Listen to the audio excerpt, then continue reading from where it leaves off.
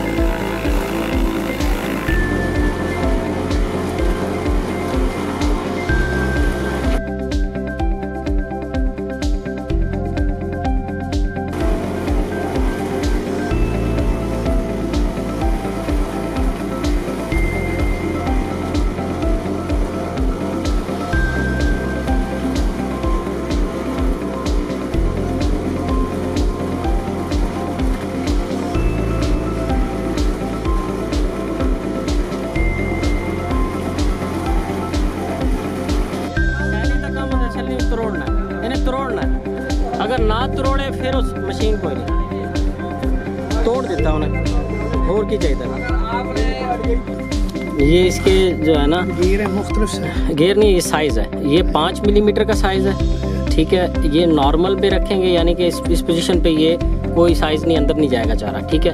और ये 13 मिलीमीटर का साइज़ है, 2 साइज़ है। ज़्यादातर हमारे इलाके में 5 मिलीमीटर का साइज़ पसंद किया जाता है। जैसे अब ये साइज़ जो निकला पड़ा है कि ज़्यादा चॉप कर दे, ज़्यादा बारीक कर दे। अगर हम 13 मिलीमीटर पे करेंगे तो वो इससे थोड़ा सा ज़्यादा मोटा होगा, जैसे हमने वो शुरू में निकाला है।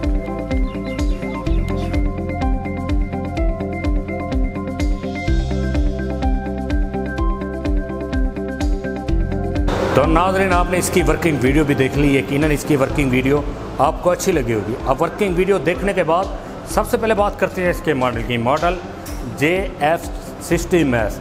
आप जब भी हमारे नुमाइंदे से बात करें, रब्ता करें, इस मशीन के बारे में कोई भी मालूमात हासिल करना चाहें तो आपने मॉडल लाजमी बताना है। मॉडल JF60MS इसका मॉडल है। 1 घंटे में ये 500 मन निकालते हैं। जी हाँ नाज़रीन, 500 मन यानी कि 1 एकड़ सिर्फ 1 घंटे में। इसके अंदर जो मकई का दाना होगा वो बिल्कुल क्रश होगा, आपको इसके अंदर मकई का दाना नज़र नहीं आएगा। नाज़रीन, इस मशीन को आप ट्रैक्टर की पीटी शाफट के साथ चलाएंगे। ट्रैक्टर की पीटी शाफट इसके साथ दी गई है जो कि ब्राज़ील से ही आई है, जर्मन क्रॉस है इसका। जब आप मशीन को चलाएंगे ट्रैक्टर के साथ, अगर आपने पीछे ट्रॉली अटैच करनी हो तो यहाँ पे अटैचमेंट दी गई है, यहाँ पे आप ट्रॉली अटैच कर सकते हैं। इसके पीछे लिंक दी गए हैं। मशीन को एक जगह से दूसरी जगह पे ट्रांसफ़र जब करना हो तो लिंक की मदद से आप इसको उठा के एक जगह से दूसरी जगह पे ट्रांसफ़र कर सकते हैं। मशीन के अंदर कहीं कोई पुल्ली बेल्ट का इस्तेमाल नहीं किया गया, गेयर बक्सा दिया गया जो कि यहाँ पे आप CL डालेंगे, यहाँ पे क्रॉस अटैच करेंगे। इस मशीन के चारे का साइज़ जो है 5 mm से लेके 13 mm तक है। यहाँ पे गेयर बक्सा दिया गया है जो कि काफ़ी मजबूत है। अभी हम इसको ओपन करते हैं। जब आप इसके अंदर चारा लगाते हैं तो आपको आगे ज़ोर लगा के चारा नहीं लगाना पड़ेगा। इसके अंदर रूलर दिए गए हैं इसके बाकी मॉडल की तरह। ये चारा सिर्फ आपने इसके टापे में रखना है, तो ये जो रूलर हैं इनकी मदद से ब्लेटों तक चारा आराम से पहुंचेगा। ओपन बैरिंग है इस मशीन के अंदर, ग्रीस कप दी गए हैं, यहाँ पे आप ग्रीसिंग करेंगे। अभी हम इसको ओपन करते हैं और आपको इसके ब्लेड दिखाते हैं। इनके प्लेटों की कैसी क्वालिटी है। अभी हमने इसको ओपन किया है और आपको इसके प्लेट दिखाते हैं। यहाँ पे इसके ये प्लेट है जो कि काफ़ी मज़बूत है। ये इसके हैमर हैं जो चारे को क्रैक करके इन हैमर की मदद से फिर चारा इसके माउथ से ऊपर से निकलेगा। 4 प्लेट है इसके अंदर। ये वीडियो शॉफट लग गई है ट्रैक्टर के साथ, ठीक है। और इसको स्टार्ट करने से पहले, रन करने से पहले हम इसकी मेंटेनेंस के हवाले से बात करेंगे, ठीक है। इसकी एक मेंटेनेंस 2 तरह की होती है। एक रूटीन मेंटेनेंस, ठीक है, जो आप डेली बेसिस पे करेंगे, ठीक है। और दूसरी मेंटेनेंस इसकी जो होगी वो आप इसके 100 घंटे के बाद करेंगे। अच्छा, रूटीन मेंटेनेंस में क्या क्या है, इसकी जो ग्रीसिंग करनी है, इसकी ग्रीसिंग के जो पॉइंट्स हैं, नोजल्स हैं, नंबर 1 ये पॉइंट है, नंबर 2 इधर है एक पॉइंट, ठीक है। उसके बाद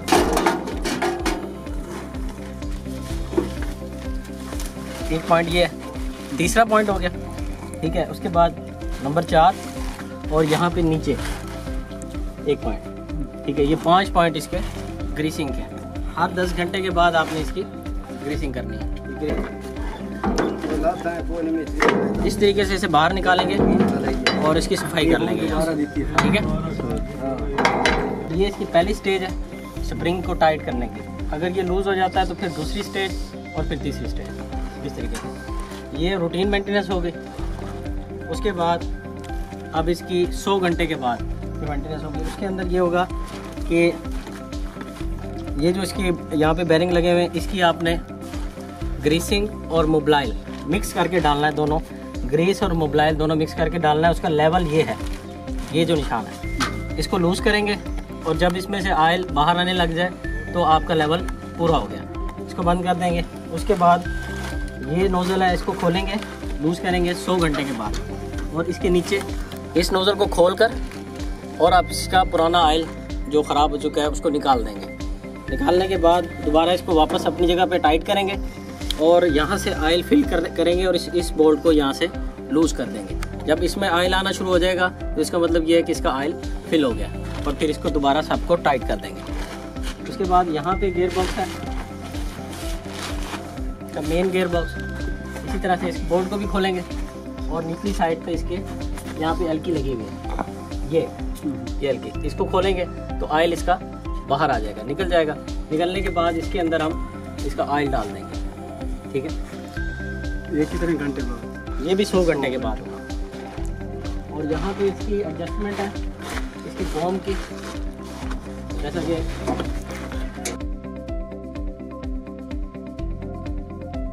अच्छा, इसमें जब आपने इसके ब्लेड को तेज़ करना है, ठीक है, तो ब्लेड को खोलने के लिए ये इसके बोल्ट लगे हुए हैं। सबसे पहले ये वाले बोल्ट खोलेंगे, ये सामने वाले 1 2 3, ठीक है। फिर जब ये पट्टी अलग हो जाएगी तो साथ में ये 4 बोल्ट खोल के इसकी सिर्फ धार वाली जगह यहाँ पे आपने इसको तेज़ करना और किसी चीज़ को इसको नहीं छेड़ना। और खोलने से पहले आपने इसको नंबर कर लेना, जैसे ये नंबर लगाए हैं, नंबर 1 1 1, यानी कि 1 नंबर वाला 1 नंबर के साथ ही लगे। ये पट्टी भी, ये इसका ब्लेड भी, ये सारे 1 नंबर के साथ लगे। इसी तरह से जैसे अब ये 2 नंबर है तो 2 नंबर का पट्टी के साथ पट्टी और ब्लेड, ये तीनों चीज़ें 2 नंबर की 2 नंबर के साथ ही लगेंगी, ठीक है।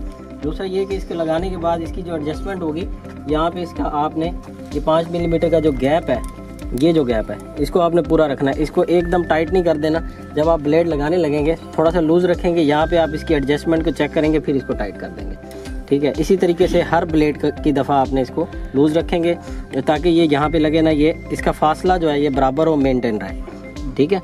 ये सेट जैसे अब इस वक्त ये कहीं भी नहीं लग रहा, देखें आसानी के साथ मूव कर रहा है।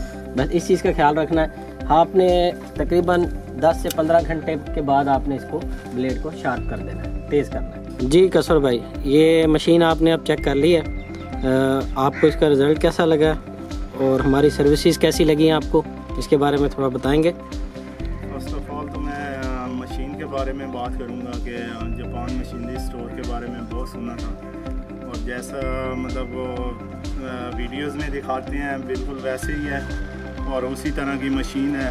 काफ़ी अच्छी मटेरियल की बनी हुई है और काफ़ी हैवी मशीन है। पहले सेलमैक की आती थी और अभी ये JF की आई है, ये ब्राज़ील की मशीन है और काफ़ी अच्छी हैवी मटेरियल लगा हुआ है।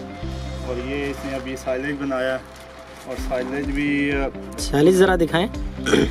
ये दो तरह का, एक 5 mm और एक 13 mm बनाते हैं। ठीक तो ये अभी 5 mm पे इसने बनाया है, काफ़ी अच्छा है।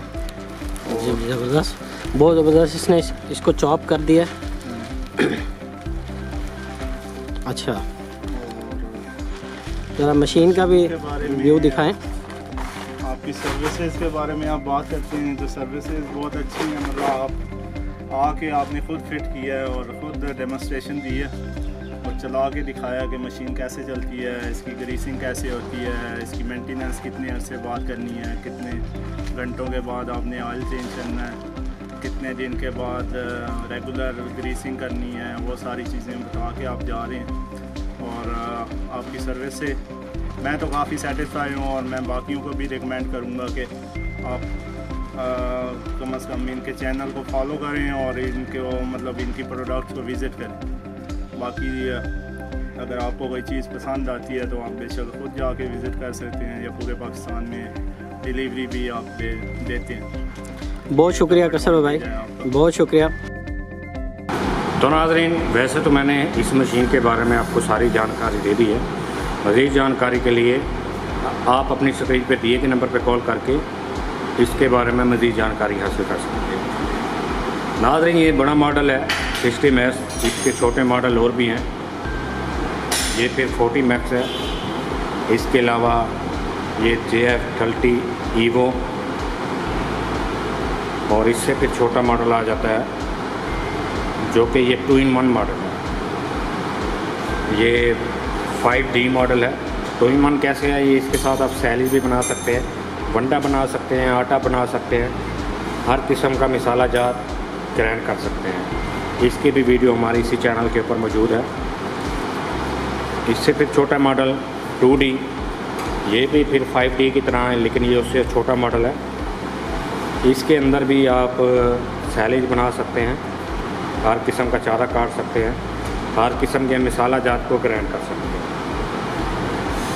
नाज़रीन, इनमें से कोई भी मशीन अगर आप परचेज़ करना चाहते हैं तो अपनी स्क्रीन पे दिए गए नंबर पे कॉल करके मॉडल बता के आप हमसे ऑनलाइन परचेज़ कर सकते हैं। अगर आप आना चाहते हैं तो हमारा address Multan cantt railway station, JMS tower.